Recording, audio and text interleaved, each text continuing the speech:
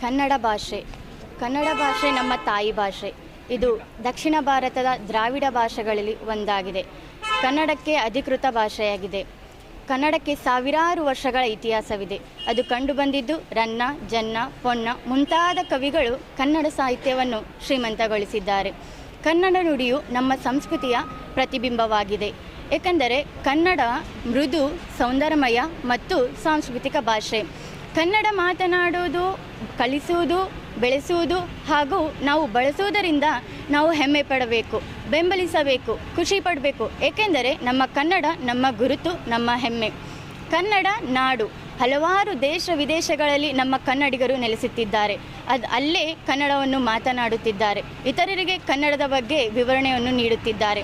ನುಡಿ ಹೇಗೆ ಕನ್ನಡ ನಮ್ಮ ತಾಯಿ ಕನ್ನಡಾಂಬೆ ತನ್ನ ಹೃದಯದಲ್ಲಿ ಇಟ್ಟು ಸೀರೆ ಎಂಬ ವಸ್ತ್ರವನ್ನು ಧರಿಸಿ ಅರಿಶಿಣ, ಕುಂಕುಮ, ಹೂಮುಡೆಯನ್ನು ಇಟ್ಟುಕೊಂಡು ಕನ್ನಡ ಹೃದಯವನ್ನು ತಮ್ಮ ಹೃದಯದಲ್ಲಿ ನೆಲೆಸಿ ಹಲವಾರು ಕನ್ನಡಿಗರ ಬಗ್ಗೆ ತಮ್ಮ ಅಭಿಪ್ರಾಯವನ್ನು ತಿಳಿಸಿದ್ದಾರೆ.